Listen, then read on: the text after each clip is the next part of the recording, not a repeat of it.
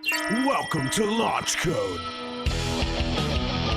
a premier business podcast, starring Evan Hafer, Matt Best, and Jared Taylor.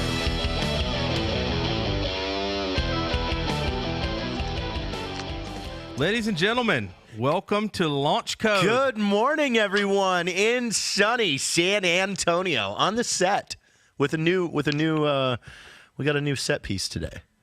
Yeah, what's that mean? Just a decoration for the set. Oh, yeah. The thing that, so I get here this morning, JT goes, you want to give me a hand with something? I said, sure. So we walk into the back of the office, and there's this dirt bike Full-size dirt bike. Full-size dirt bike that had to be put together.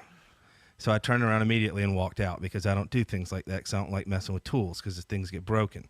JT assembled a dirt bike that won with Dave that won the X Games last year and brought it into this podcast studio and then cranked it up, and it was real loud. It's going as part of our Nitro, heritage wall with Nitro Circus. So Action Sports. Yeah, So there you go. Yeah. Today's guest is Randall, who is the owner of Atlantic Signal. A company close to my heart. Yeah, so that's why JT's on, because I honestly would have no idea what to talk to Randall about because I don't understand all this stuff. So without further ado, we have Randall from Atlantic Signal. And JT, I'm going to let you take it away, and you can start talking about these things. Yeah, Randall, how did you get into comms gear? Let's start there. I met a guy in January of 1995, lived about 25 miles away from me. I had no idea who he was, and he had actually invented a bone conduction headset with another guy and took it to FBI HRT, and those guys started to fiddle around for about 2 or 3 years in trying to design a headset that allowed an operator to hear through his face and keep his ears open for situational and directional awareness. Wow. So I stumbled across the guy and ultimately went to work for him in early 1995. And here we are too many years later, and now I own the company. Well, that's pretty impressive. Yeah, we've got plenty to cover from 1995 on. So, do you have an engineering background or anything, or was this all on the job training? I don't, man. I owned my own business. I think the first time was when I was 13 years old. I owned a screen printing business and graduated from high school and went into the retail business before Walmart. That dates me. Before Walmart got a foothold, I worked for a discount group out of Texas called Gibson's Discount Center. And then I decided I didn't want to work 90 hours a week standing on my feet. So I went to got an associate's degree and then got a bachelor's and then went ahead and got a graduate degree from Kansas University. And it was kind of on my way into going into law school when I met the guy that owned the company I have today. So, no, I have no engineering background whatsoever. The product that he had fascinated me, maybe is the best way to put it. Yeah. And I thought, what the hell? I'll take a year off. I won't go to law school. I'll see where this product and this technology might take him and me along for the ride. And to say it's been a ride is an understatement.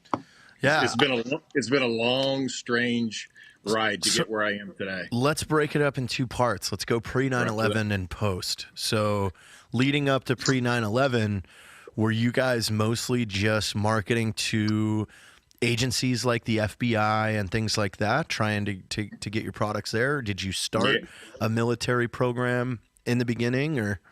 No, legit question. From 1995 to about 2003, the company and the gentleman I worked for, primarily we were a marketing company. So we had split off from his original partner, who was the manufacturer. So we went out and found the customer, took it to his former business partner who manufactured it.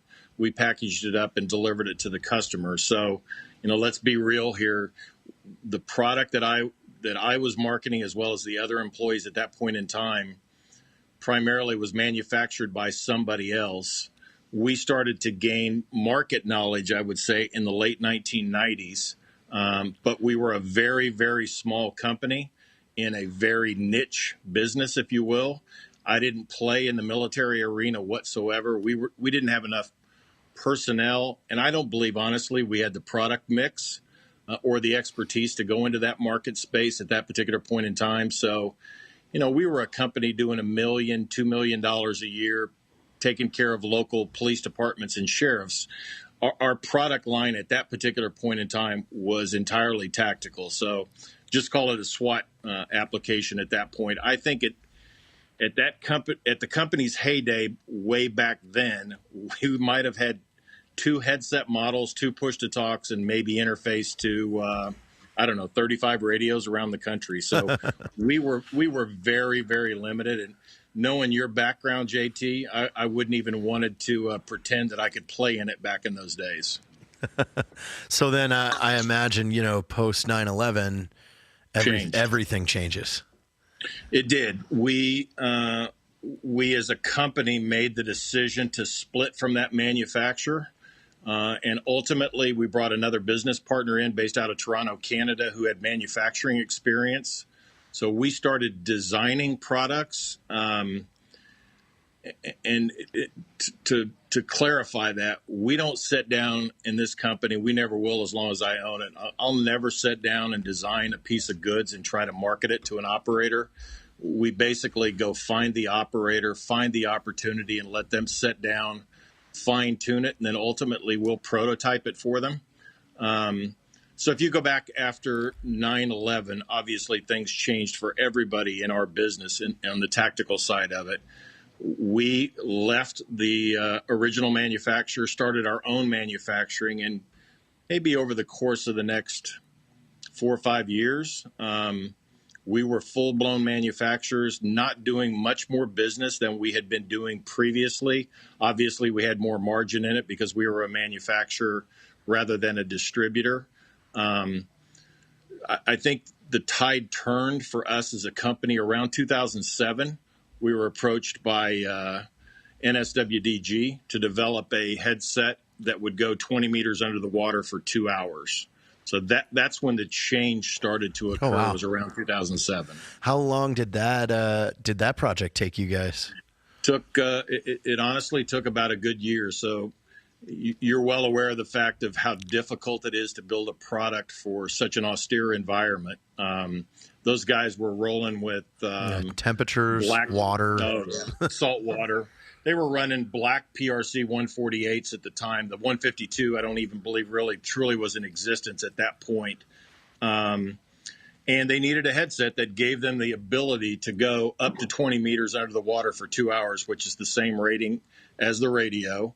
And obviously, they're not communicating under the water on that particular headset. They just need the product to survive so that when they pop surface, they have the ability to immediately communicate. So that was my first true experience in dealing with that type of client. Everybody else prior to that, not that they're not important, obviously, but it was in a different scale, if you will, taking it to that customer base. Yeah. And I mean, if you succeed, you're obviously going to have return business. We did. We were successful. The word got out. And then I think it was 2009, I got a phone call from those same guys, told me that they had been experimenting with some other headset manufacturers to try to come up with a next generation headset for that particular organization, and asked me if I would be interested in playing ball with them. So I went out to Virginia Beach, sat down with about 10 guys. What they had been using to date was a typical Peltor headset, obviously. I think they'd also used MSA Sorden. And then you'll remember, JT, in the 2007, 2008, you started to see these devices come in from overseas that allowed you to put 2 earpieces in your ear, transmit from your ear, and receive through your ear. And I think, in all honesty, when you go back to that time frame, those products have changed today, but those products back then, for any period of extended wear, became extremely uncomfortable. And the boys didn't want their ears plugged all the time. They wanted their own SA and DA. So long story short, I sat down with them in 2009, took that same concept of an underwater bone conduction headset, and went out with one of our partners, which is Phonak out of Switzerland, the largest digital hearing aid manufacturer in the world. And we developed the next generation headset for them called the Dominator. Oh, wow. So that headset gave the guys the ability to run multiple radios, multiple platforms, receive through their face. And then when they got onto a bird or they got close up on a target and wanted electronic hearing protection, they could reach up on the side piece of the headset and plug earpieces into their ears. And those earpieces had comms coming through them. They had electronic ambient amplification and electronic hearing protection. And the other key was they were still using a boom microphone. So my experience, and I think a lot of the other guys' experience, has been when you talk through your ear, sometimes you sound like you're talking through a tin can. And then you take that same scenario and put it on a bird or an extremely high noise ambient environment or where your body is being shaken. Ultimately, voice communications on the transmit side are extremely bad, and they're even worse on the receive side. So having that noise canceling boom microphone was crucial for those guys. Yeah, no, that's great. And is that kind of like your latest model now? That you No, guys... we've kind of gone beyond that. That headset was used. The team leader on the Bin Laden hit was one of the guys that I originally worked with starting in 2009 that helped us develop that particular product. He actually wore it on that mission, and it was a prototype at that point in time. We ultimately delivered a large number of them, I believe, in 2012. And that headset has carried on extremely well. The Bureau uses them. Several state police organizations, most of the rescue squadrons from Air Force Special Operations use that headset as well as several teams from NSW. So it's funny that you just mentioned that. Paul Bork just sent me a text and said, ask him about the headset in the glass case from the Bin Laden raid in his office right now. Yeah, that individual, I would consider, even to this day, to be an extremely good friend of mine. He was very patient with myself and my engineering team when we designed that product. I mean, we spent, I'd say we spent close to $1 million and probably spent 3 years before we ultimately delivered it. I don't have to tell you guys it was a very demanding client. It's interesting that you say that about him because one of my really good friends, Chris Irwin, who was at Dam Neck as well. Yep. I asked him about this individual a couple years ago, and he looked back at me and he said, he's the best SEAL I've ever known in my entire life. He is from Alaska. Yeah, he's that's correct. From Alaska, very unassuming individual. I'm sure there's maybe times now that he looks back and maybe made decisions that maybe he shouldn't have made. I don't know. I don't discuss that particular topic with him, regardless of what went down a few years ago with regard to books. I could really give a shit. Yeah. He ultimately, everything that I've ever heard about him, he was one of the ultimate SEALs. He was certainly chosen to lead that particular mission against the most fucking hated man in America. So I think he did a tremendous job. And yeah. I still to this day have the opportunity to speak with him from time to time. And I'm glad to have his friendship. Yeah, I've never heard anything but good stuff about the guy. No. Yeah. And you're right. I do have. He contacted me. The organization didn't own the headset he was wearing. It was still a prototype at that point in time. I think it says a lot about that product. Even in a prototype stage, he took the risk, if you will, of wearing that product on that particular mission. He had no problems with it whatsoever. And then ultimately, when he got back home, he picked up the phone and called me and said, "I'm sending you a gift." And obviously, it's probably my most cherished thing out of 20-some years in this business, having that in my office. It says a lot about the company, I think, That's in terms awesome. of its growth. Let Yeah, me ask you this: absolutely. Sure. what's it like? I mean, obviously your company is financially very successful and you're doing some cool stuff, but that's got to be a huge bonus to know that the products that you make are actually making a difference on the battlefield. Like, what's that like? I'm not an operator, JT. I don't come from that background. Obviously, I told you what my background was. I think, honestly, when I got into this business in my early 30s, back in the days, my heroes were still rock stars and sports heroes. And I think by the time I got into my 40s and started working with the people that I work with today, my mindset has changed. I could really give a shit about an athlete at this particular point in time. He gets paid a shitload of money to play a game. These guys are the ultimate heroes. I think they get stomped on a lot today. I think the bullshit that's going on in the NFL is fucking ridiculous. We make it a point that every single employee that we hire in this company, I know for a fact is a patriot, and I don't think they would even want to work here if they weren't. I've got close to 30 employees in this building today, and I would tell you probably every one of them is at least packing a 9mm. There you go.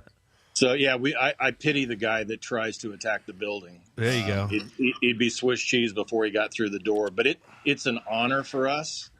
It will continue to be an honor for us to have the confidence of these people that they place in us. I think it's hugely important. You know, I know it's a little different in the military, but if you look at it from a law enforcement perspective, the shoot, move, communicate theory.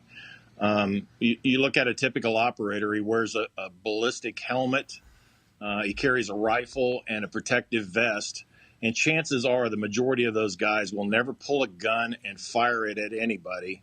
They'll just fire it at the range. They won't take a round in a helmet or on a load-bearing vest. But what's the one thing they always have to do, and that is communicate. Yes. And so it's key for us to make sure that every product that we provide them works when it needs to work. And if there is an issue with it, you need to have excellent customer service. Pick the product up. We pick them up.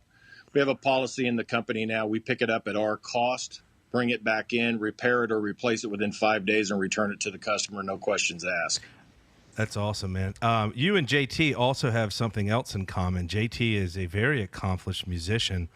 And Paul just, Really? he's got a set of pipes. He can play about a dozen instruments. Paul just informed me that you are a massive Kiss fan, and you have an insane amount of memorabilia from Kiss in your office.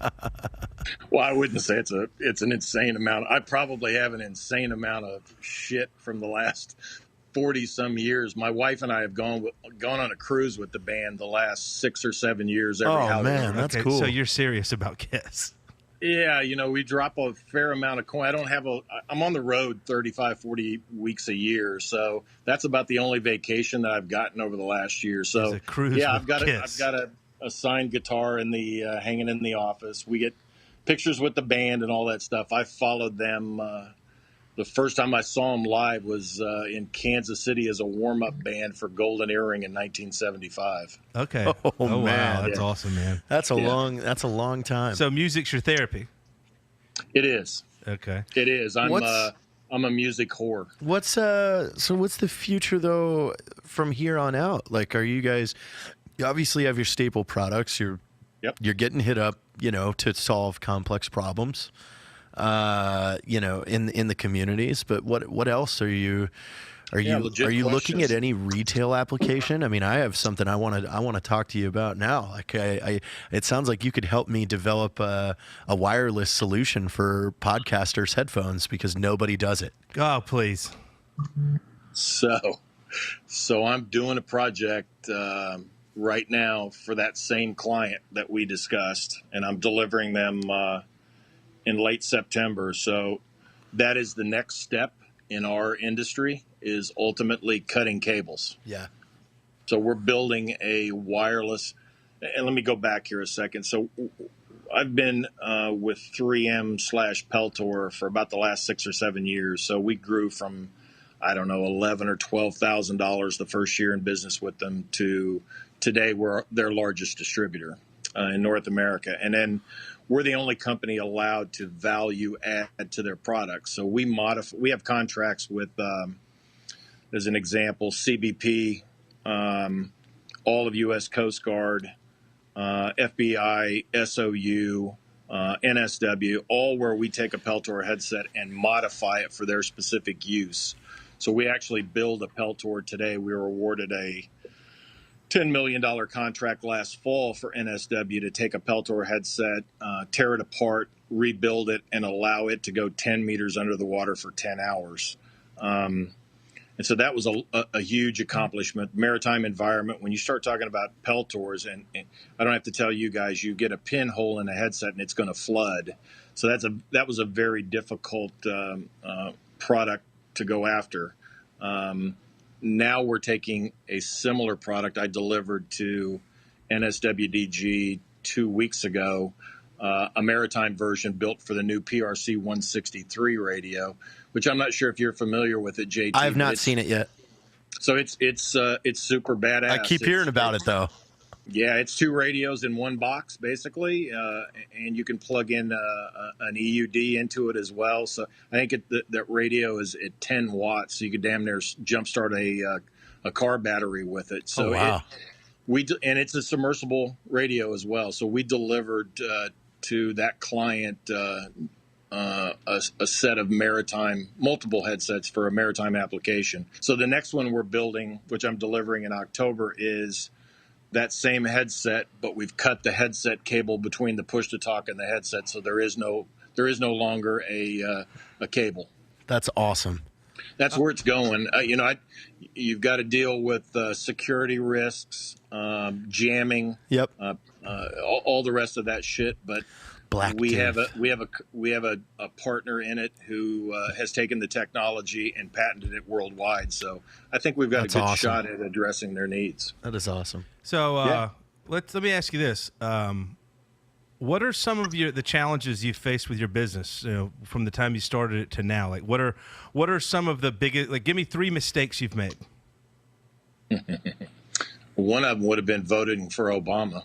There you go.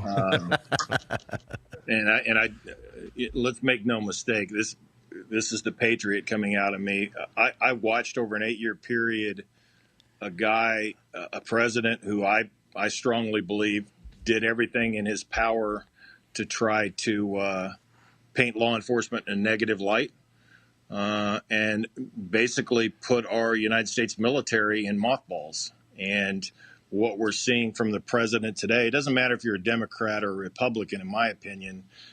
You want peace, you're going to gain it through strength. And I think whether you like President Trump or not, he's made the right decisions for the company in terms of trying to keep peace. So, yeah, my first one would have been voting for Obama. All right, 2 and 3.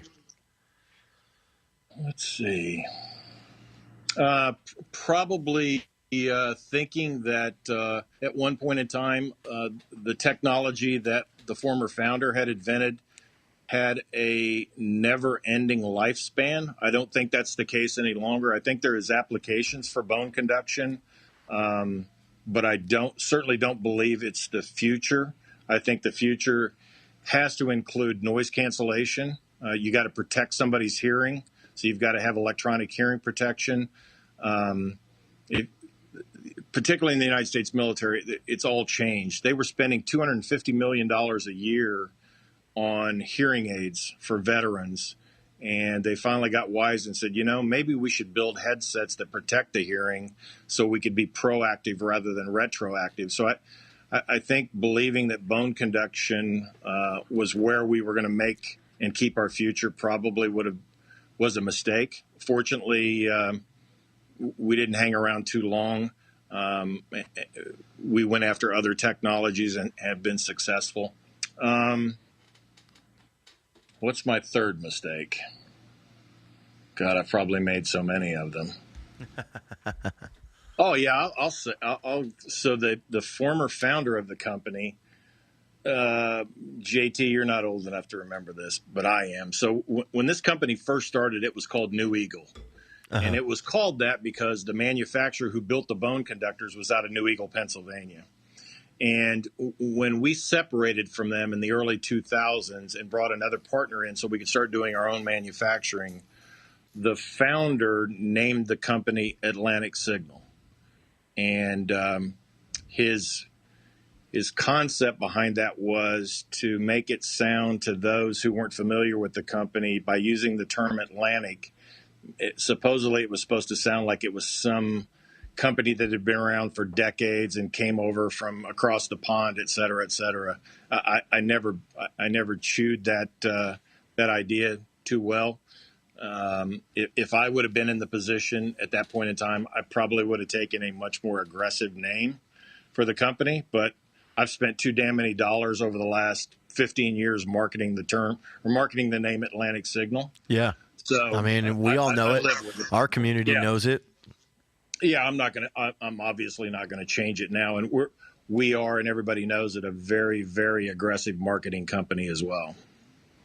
That's cool, amazing. Man. All right, so thanks for coming on. Well, how can people find your products? Find your products? If we got listeners out there that work for these jobs, government agencies, whatever, and they're looking into getting some headsets for their department or anything like that, where can they go? They can go to AtlanticSignal.com. They can email at support@AtlanticSignal, or they can call in toll free at 800-850-8512. We've got a free demo program. We send out about 300 demo kits a year or a month. So you can visit with one of our sales reps, either on the military or law enforcement side. They'll help you build up a demo kit, and it'll ship out within 10 days. Awesome. That's badass. Awesome. Well, we can't thank you enough for coming on the show. I look forward to getting some of these goodies that you put together for us and showing them off to all of our friends and listeners. I'll keep you posted, JT. I told you I met with the guy this morning, so we'll get them painted up nicely and get them sent your direction. All right. All right, Randall. Thanks. Have a great day, buddy. Ladies and Thanks, guys. gentlemen, Launch Thank Code. you.